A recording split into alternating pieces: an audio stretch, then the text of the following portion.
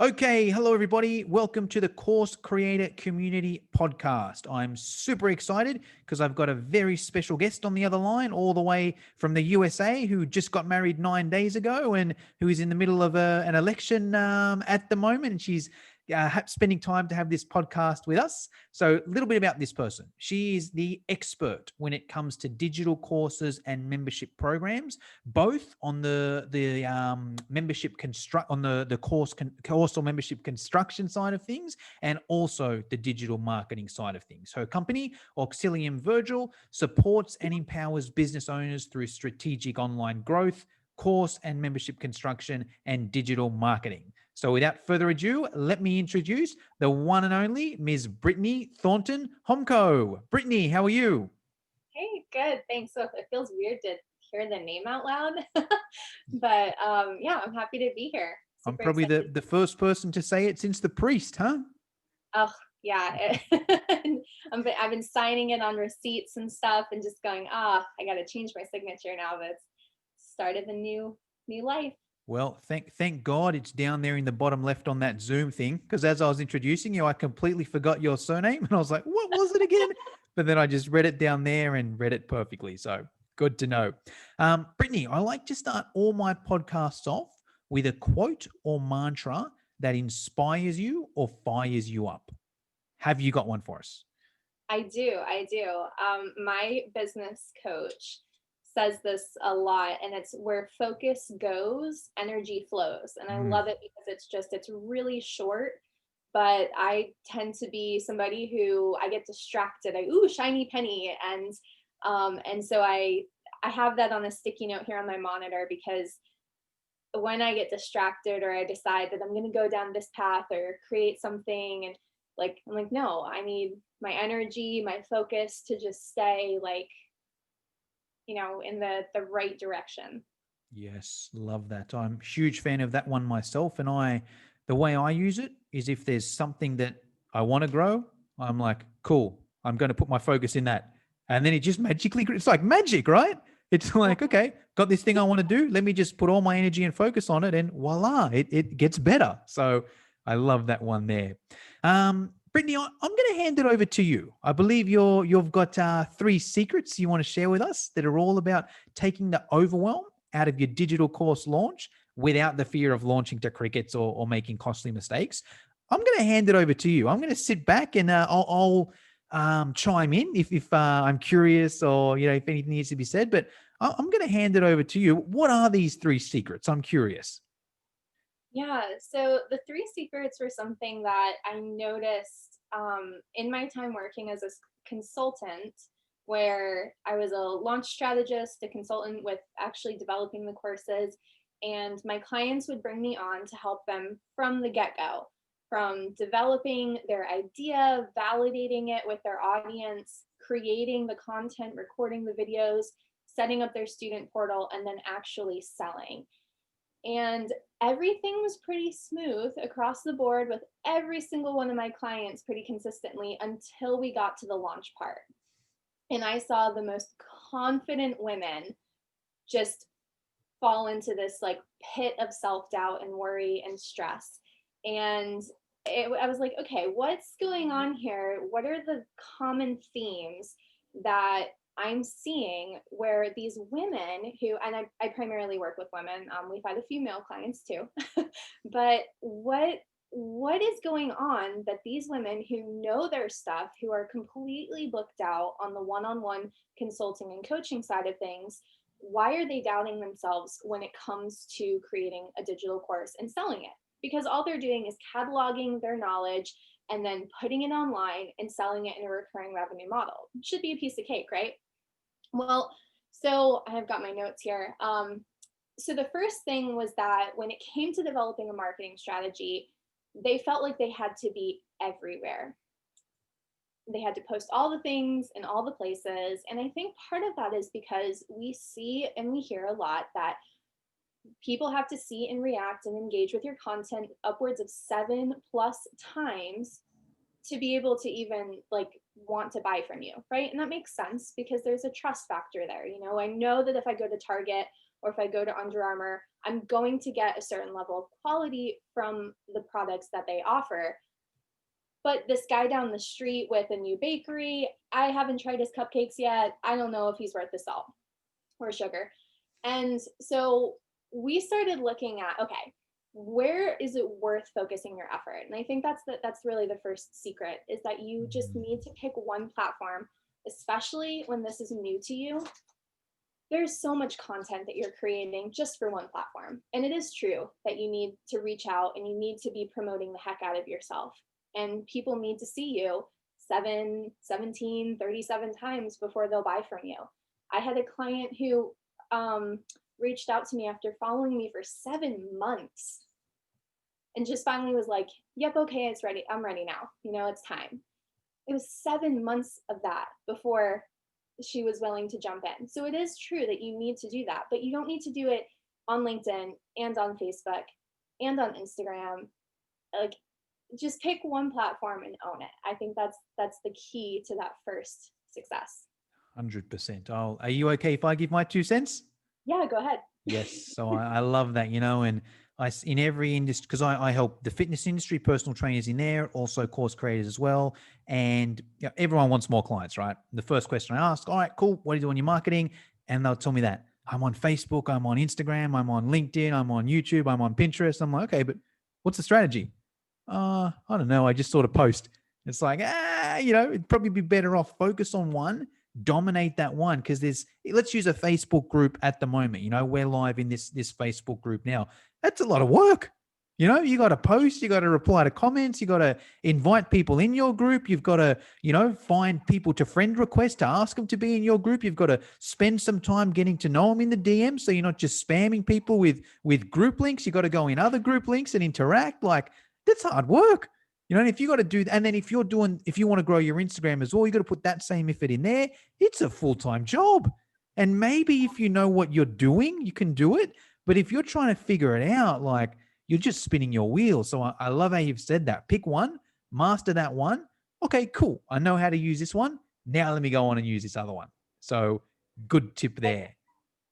This is not one of my three, but I think that, the other thing here is that with the course launches specifically, there's this pressure on that one specific time frame where you have to nail it. And it's like the biggest myth in the course creation industry, because the beauty of this is you've spent all this effort to create something, and then you just continually relaunch and you make it available and you repurpose content. I mean, this is streaming in a Facebook group. It's going to go on your podcast.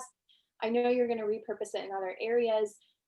That's the trick to, when you're able to take one piece of content and then you put it across 5 different platforms. But if you're just starting out, keep it simple and just master that one thing and be okay with like taking your time. Like you're in business for a while, like hopefully. So you've got time to really just kind of, sorry, that was my pup. to just kind of, like enjoy it and learn and grow at a pace that just fits you. Love it. I'll 2 cents on that as well. So when I first launched my first ever online course, Britney, take a guess how many I sold? 30. I wish. 0. All right. I didn't even launch. I just had a course and didn't do anything with it. So absolutely, absolutely nothing. Right. But now I've sold tens of thousands of them. So anyone watching this and they're like, okay, I didn't sell any on my launch. Hey, I sold 0 on my launch too. And now I've sold tens of things. Yeah. Same thing as you. I have a course that I no longer even have tried to sell. I just use it as like a gift, like a freebie or a lead magnet, something, or it's a tool for my clients. But I'm just like, nope, that was my first course, never sold a penny. Yes. Okay. Secret number 2, Brittany. I like number 1, so I'm excited to hear number 2. Secret number 2. Well, this kind of goes into what we were talking about with kind of pacing yourself. So when we, how do I say this? Like when we look at where we want to be, right? Like with I want to sell tens of thousands of courses, or even just I want to sell 100 of my coaching programs. Whatever your goal is, there's usually somebody that you can mentally visualize.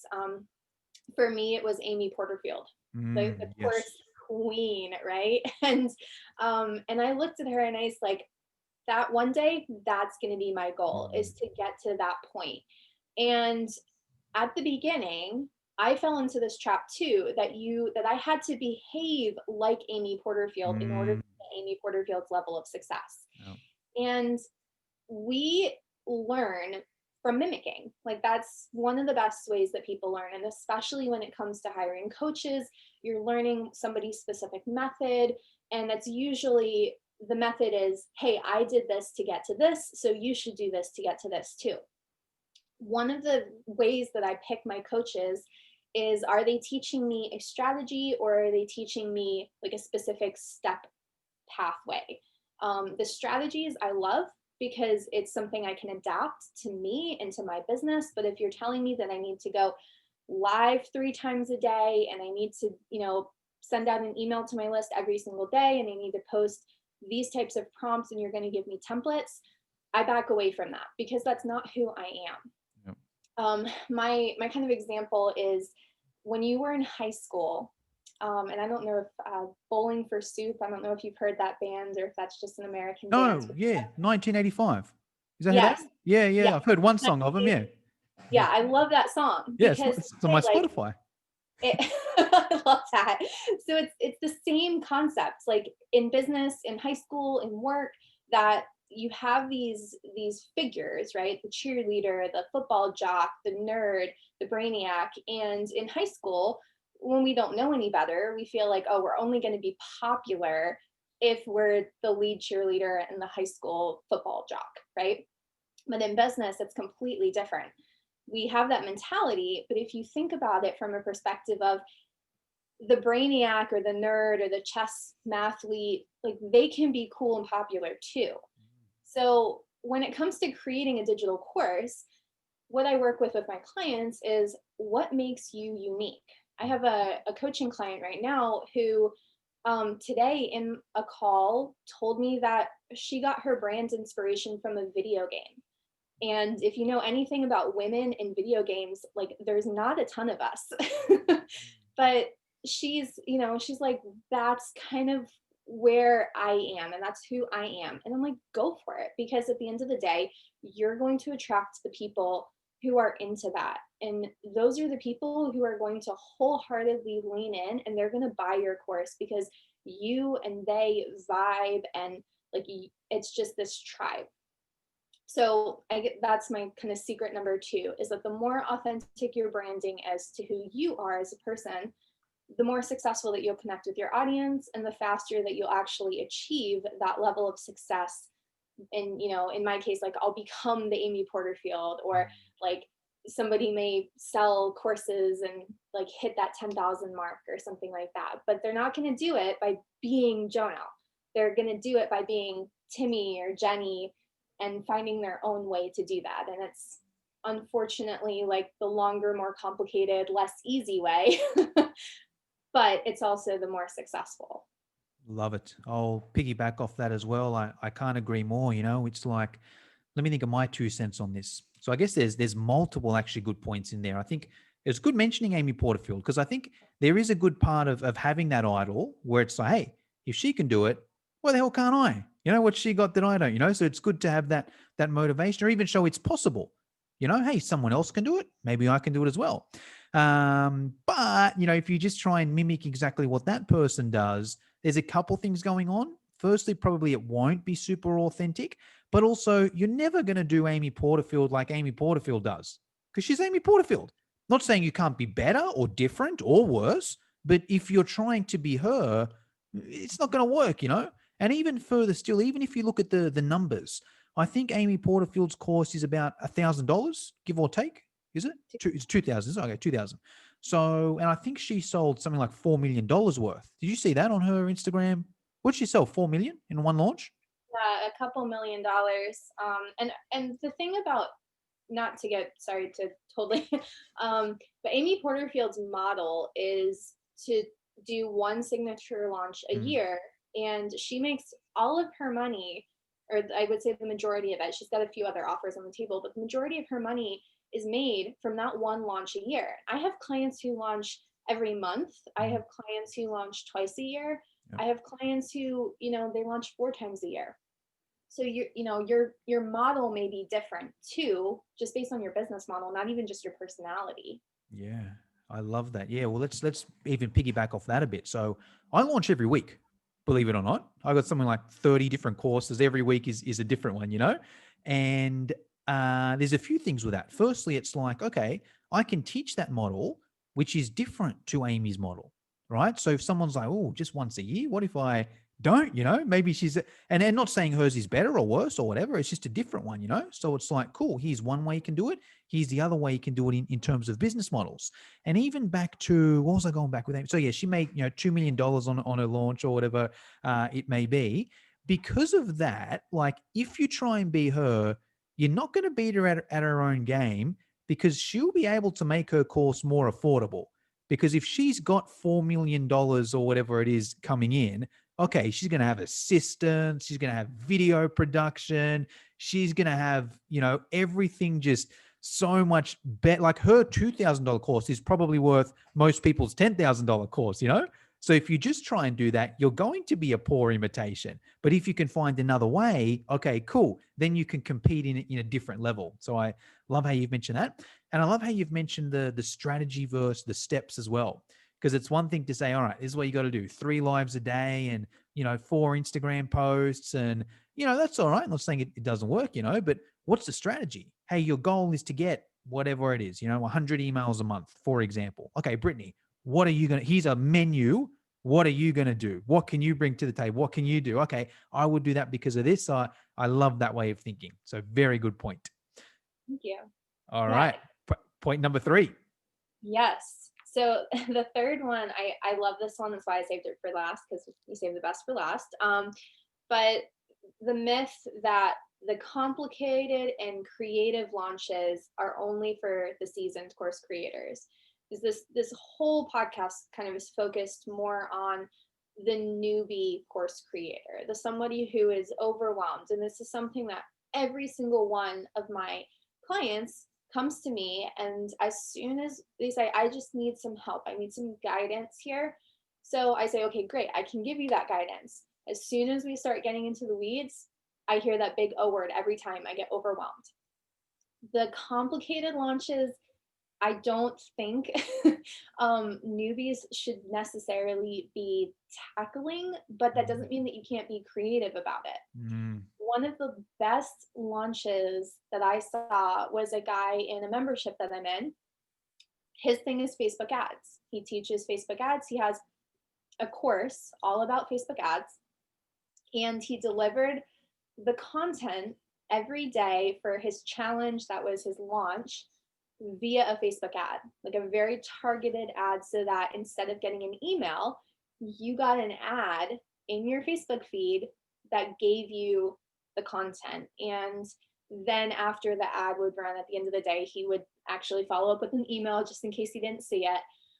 But the first day that I signed up for this challenge, just said, oh, what the heck, I'm going to add to my swipe files. And so I signed up for this challenge, and as I'm rolling or scrolling through my Facebook feed, I see his ad, and it was day 1 of the challenge. mm, I'm like, oh my God, that's so creative, because what you're doing is kind of reinforcing your expertise in ads, right? Now, do I expect somebody who's very new to launching courses to be able to come up with a very well targeted ad campaign? No. That guy's thing was ads. Your thing may be dog training or gymnastics or how to open a coffee shop. Whatever it is that your course is, if you can find a way to reinforce your expertise in a creative way so that it catches your audience's attention and it does not just become, do you have X problem? Well, with my Y formula, you can achieve Z results with 0 headache. Like, everybody's heard that. And that's the safe way to go. It's safe because you figure everybody's doing it, so it's got to work, right? And it just, big fish, or I'm sorry, little fish, big ocean, right? You're just one in many. But if you want to be a big fish in a small pond, get a little creative, start looking at what is that thing that makes me super unique? Going back to secret number 2, what is that thing that makes me super unique and super special and stands out? Maybe it's the fact that I'm a gamer girl, or in my case, maybe it's the fact that I have a duck farm, something that helps me stand out in people's memories and it's just kind of quirky, fun, whatever it is that makes you you. And that's something I'm struggling to come up with examples here because it really is unique to the person. Um, but I'll share. that's I'll share it. So say a couple of things that I'm known for in, I know, yeah, who cares? I'll share it, So a lot of things I share on my Instagram, I just share like stuff about Tinder and my dating life, just funny stuff, nothing serious and that sort of stuff, but it sort of connects with that person, It's like, okay, somebody that's super serious and professional, like they're not going to go for my stuff because they're like, this guy's posting Tinder on his Instagram. I'm not going to, connect with this guy here. But for the people that are more laid back in that side of things, they'll connect with that more. yes, that is. Thank you. That was exactly what I was trying to say. Was I like, didn't want to say it because I'm embarrassed to say it in this group, but it serves the point. So whatever. well, if it makes you feel any better, the same tactics that I use to network on a business like perspective, I used to land a husband on a dating app. Oh, So, I might actually download this freebie. Actually, I wasn't going to download it, but if you can help me on Tinder and get some dates, send it over. He's no, mate. Shut up and take my email.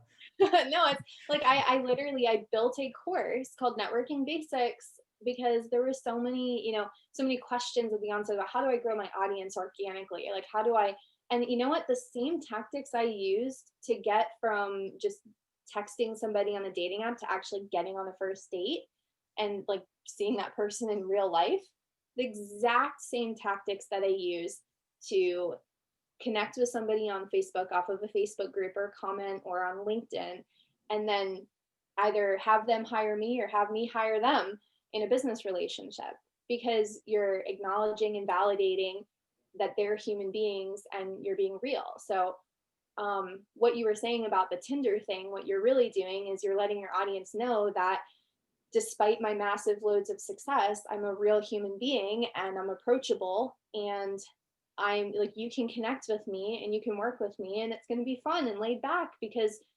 despite my massive loads of success, I'm a real human being. Love it. Yes, I mean, let's get back on because I was going to go on the dating path, but I'm like, I'm going to ask some dating questions, but that's probably not good for the listeners. Just one question though. This also works men that are interested in women as well, right? Not just okay, perfect. Yeah. Because I'd prefer to land a wife personally than a husband. So just double checking that. Awesome. All right, cool. So there's some really good tips there, Brittany. I agree with all of them. There's a few questions I like to finish the podcast off with. The first one is around the course creation tool. Now, we got everything in this group. We got Teachable, Thinkific, New Zenler, Kajabi, MemberPress, WordPress, MemberVault, everything in there. I'm curious. Actually, I think I know what you use, but I'm sure most of our listeners or watchers won't. What's your platform of choice? So I like New Zenler. And I'm a big either Kajabi or New Zenler person. Those are the two platforms I work with as a consultant. But and I've dabbled in quite a few of them, and it was a it was a heavy research intense decision. But for me, the capabilities of New Zenler are comparable to that of Kajabi, but the price point makes it a no-brainer. I'm one of those people who likes to have really nice functionality in things, but I do not like paying nice prices. So if I can get it for a bargain, I will. And I've hosted a couple courses on New Zenler now and built out courses for clients, and I've been very, very happy with the functionality. Yes, I use it for one of my businesses, so I quite like it too. Okay, my next question, Brittany, is around mentors. So you've dropped a couple names. You've mentioned Amy Porterfield. You've mentioned one of your business mentors there. So I'm curious to who your mentors have been. And I'll ask this in three different ways. So if you can give us a mentor that you've paid money to, you've handed over money and done their course or hired them as a coach or consultant, someone that you haven't paid money, but you follow them, and then a book or two that you recommend every course creator should read. What can you tell us there? Oh, okay. So somebody that I've paid money to, nah, it's kind of a tie between what I call the Michelles. They're both named Michelle. I have Michelle Terpstra. She's a sales coach, and she has fundamentally altered my mindset towards getting on that conversation, or like getting out there and having that sales conversation rather than just value, but actual Mm, selling. Um, yes, love it. it's literally money Yeah, like it's on the table for that. So that was yeah. a complete awesome investment. And then my other paid mentor was Michelle Stonehill. She's a British business coach, and her big thing is helping women achieve millionaire success without all the hustle. So I really liked that model too, and she's been amazing. And that's where I first heard that quote, "Where focus goes, energy flows." Yes, love it. Okay, unpaid. Yeah, unpaid. And you can't say Amy Actually, Porterfield because you've already said her and everyone says her. no, actually, my unpaid mentor is actually a client of mine. Oh, One of my favorite parts of the consulting and coaching work that I do is that I get to work with other coaches. And so Alice Ann Loftus, she has a group that's mainly focused in America. She does have a few members elsewhere, but she's a business coach who just is all about light and life and positivity. And one of the reasons I absolutely love her is that she's a very strong personality, but she's totally embraced her femininity, which is a unique thing to mm, balance, to be strong but feminine at the same time. And she's just, ugh, she's awesome. awesome. Okay, book or two. Yeah. Okay. So this one is I actually have this one here, and a good friend gave it to me. It is not what I think you would consider to be a typical book, but it's called "The Boy, the Mole, the Fox, and the Horse" by Charlie Mackery. Is that And when you were a kid? Is that a kid's book you're saying? Or was. no, so it is. I mean, it's kind of a it's an interesting book. So it's more of a picture book with a little bit of words, kind of evokes a little bit of the Winnie the Pooh kind of Okay. story. I was a But huge fan of him as a kid, so I might like this book. it's um it's just it's nice to have here, because I think especially um when you work online and you're kind of like a solopreneur kind of business owner, having a community around you is amazing, and having mentors is amazing, but sometimes you kind of need to be a little bit more self-reliant. Mm, And there are days when coaches are in meetings and husbands in a meeting, and you're like, crap, I'm still having a bad day. And I'll open this book up to a random page. It doesn't really have it kind of has a specific storyline, but many of the pages can stand by themselves. And like right here, um, sometimes I think you believe in me more than I do, said the boy. And then it says, you'll catch up, said the horse. love And they're it. just little quotes like that that kind of just make you think and go, oh, okay, it's a feel good book. I've have you read Chicken Soup for the Soul? You read that book?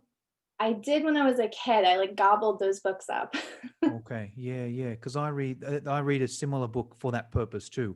So Yep. love it. Thank you for bringing that up. Most people are, hey, Think and Grow Rich, or Tony Robbins. So it's good to get a different perspective on that. Yep. Just a fun little kind of almost like a kid's book, but What, it's really adult in nature. what was the name and author again? The Boy, the Mole, the Fox, and the Horse by Charlie Mackesy. I can drop Okay. it in the comments too.